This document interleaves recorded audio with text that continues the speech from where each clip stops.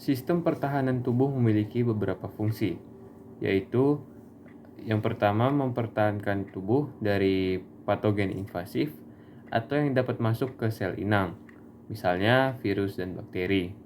Yang kedua yaitu melindungi tubuh terhadap suatu agen dari lingkungan eksternal yang berasal dari tumbuhan dan hewan, seperti makanan tertentu, serbuk sari dan rambut hewan, serta zat kimia atau obat-obatan.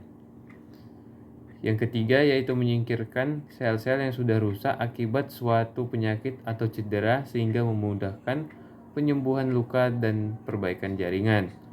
Yang keempat yaitu mengenali dan menghancurkan sel abnormal atau mutan seperti kanker. Tubuh memiliki dua macam mekanisme pertahanan tubuh, yaitu pertahanan non-spesifik dan pertahanan spesifik. Yang pertama kita bahas pertahanan non-spesifik, yaitu merupakan imunitas bawaan sejak lahir, berupa komponen normal tubuh yang selalu ditemukan pada individu sehat, serta siap mencegah dan menyingkirkan dengan cepat antigen yang masuk ke dalam tubuh. Pertahanan ini dapat berupa pertahanan fisik, kimia, dan mekanis terhadap agen infeksi, fagositosis, inflamasi, dan zat mikroba non-spesifik yang diproduksi tubuh. Yang kedua yaitu pertahanan spesifik, yaitu sistem kompleks yang memberikan respons imunitas terhadap antigen yang spesifik. Respons imunitas melibatkan dua komponen, yaitu antigen dan antibodi. Antigen adalah zat yang merangsang respons imunitas, terutama dalam menghasilkan antibodi. Antigen memiliki dua bagian, yaitu determinan antigen dan hapten. Yang kedua yaitu antibodi, yaitu protein larut yang dihasilkan oleh sistem imunitas sebagai respons terhadap keberadaan suatu antigen dan akan bereaksi dengan antigen tersebut. Antibodi merupakan protein plasma yang disebut imunoglobulin atau Ig. Nah, terdapat 5 kelas imunoglobulin yaitu IgA, IgD, IgE, IgG, dan IgM. Selanjutnya struktur antibodi. Pada umumnya, molekul antibodi berbentuk seperti huruf Y yang terdiri atas bagian-bagian sebagai berikut. Yang pertama, dua rantai berat dan dua rantai ringan yang dihubungkan oleh jembatan disulfida. Yang kedua, daerah variabel atau V antar molekul memiliki rangkaian asam amino yang berbeda dan membentuk suatu reseptor untuk antigen spesifik.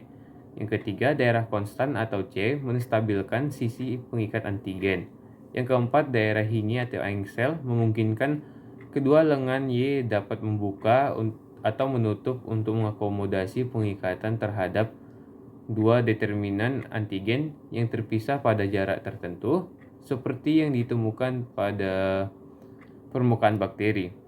Mekanisme pengikatan antibodi ke antigen dapat melalui 4 cara, yaitu pertama fiksasi komponen, yaitu aktivasi sistem komplement untuk kompleks antigen antibodi.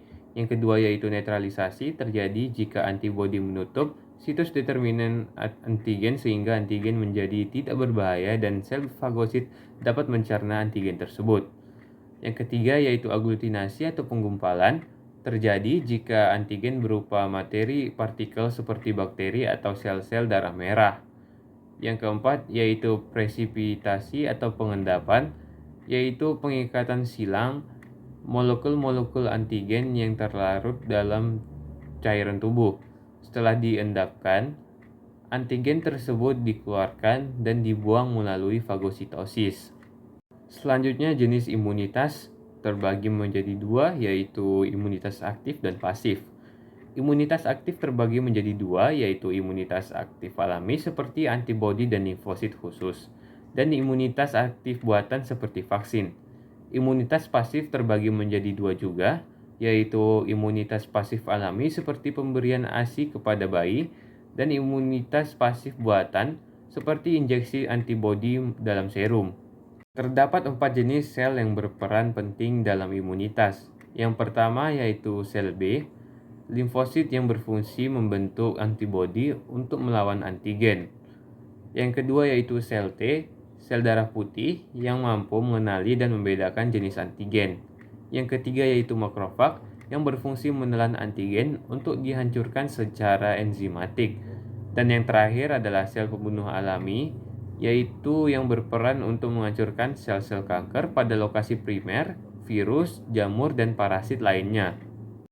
Respons kekebalan atau imunitas humoral melibatkan aktivasi sel B yang akan menghasilkan antibodi dalam plasma darah dan limfa. Mekanisme respons imunitas humoral adalah sebagai berikut. Yang pertama, antigen atau patogen menginvasi tubuh. Antigen dibawa ke limfosit B di dalam nodus limfa. Yang kedua, sel T penolong mengaktifkan limfosit B. Limfosit B berproliferasi melalui pembelahan mitosis sehingga menghasilkan tiruan sel B. Yang ketiga, klon atau tiruan sel B banyak yang terdiferensiasi menjadi sel plasma. Sel plasma menyekresikan antibodi untuk dibawa ke lokasi infeksi. Yang keempat, di lokasi infeksi, kompleks antigen antibodi secara langsung menginaktifkan antigen atau patogen. Yang kelima, sebagian tiruan sel B tidak terdiferensiasi dan menjadi sel limfosit memori B yang menetap pada jaringan limfoid. Sel limfosit memori B ini hanya menyekresikan sedikit antibodi jauh setelah infeksi teratasi dan berfungsi dalam respons imunitas sekunder jika terjadi pajanan antigen berulang. Selanjutnya, mekanisme respons imunitas seluler yang terbagi menjadi dua. Yang pertama, ekstraseluler dengan proses sebagai berikut. Yang pertama, antigen ditelan oleh makrofag. Makrofag mengandung fragmen protein atau peptida dari antigen tersebut. Yang kedua, makrofag membentuk molekul MHC kelas 2 dan molekul tersebut bergerak menuju ke permukaan makrofag. Yang ketiga, MHC kelas 2 menangkap peptida antigen dan membawanya ke permukaan, serta memperlihatkannya ke sel T penolong. Yang keempat, sel T penolong akan mengaktifasi makrofag untuk menghancurkan mikroorganisme yang ditelan. Nah, yang kedua yaitu intraseluler dengan proses pertama, antigen menginfeksi tubuh. Sel mengandung fragmen protein peptida virus jika virus bereplikasi dalam sel tersebut. Kedua, sel tubuh membentuk molekul MHC kelas 1. Molekul tersebut bergerak ke permukaan sel. Yang ketiga, MHC kelas 1 tersebut menangkap peptida virus dan membawanya ke permukaan sel, serta memperlihatkannya ke sel T sitotoksik atau CTL.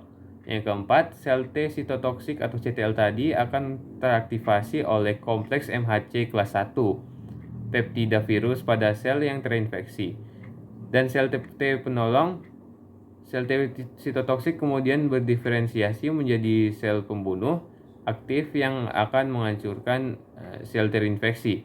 Yang kelima, sel T sitotoksik yang tidak terdiferensiasi akan menjadi sel T memori. Yang keenam, sel-sel T memori berfungsi dalam respons imunitas sekunder jika terjadi pajanan antigen berulang. Program imunisasi adalah kegiatan pemberian kekebalan tubuh terhadap suatu penyakit tertentu. Program imunisasi bertujuan untuk menurunkan angka kematian akibat penyakit infeksi yang dapat dicegah dengan imunisasi.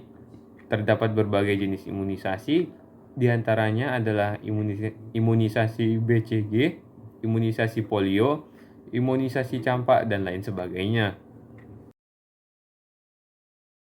Terdapat beberapa faktor yang memengaruhi sistem pertahanan tubuh seseorang, yaitu seperti genetik, fisiologis, stres, usia, hormon, olahraga, tidur, nutrisi, pajanan zat berbahaya, racun tubuh, dan penggunaan obat-obatan.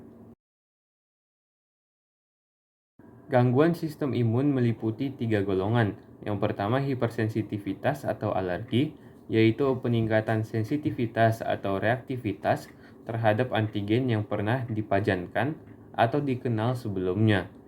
Yang kedua yaitu autoimunitas, yaitu kegagalan sistem imunitas untuk membedakan sel tubuh dengan sel asing sehingga sistem imun menyerang sel tubuh sendiri.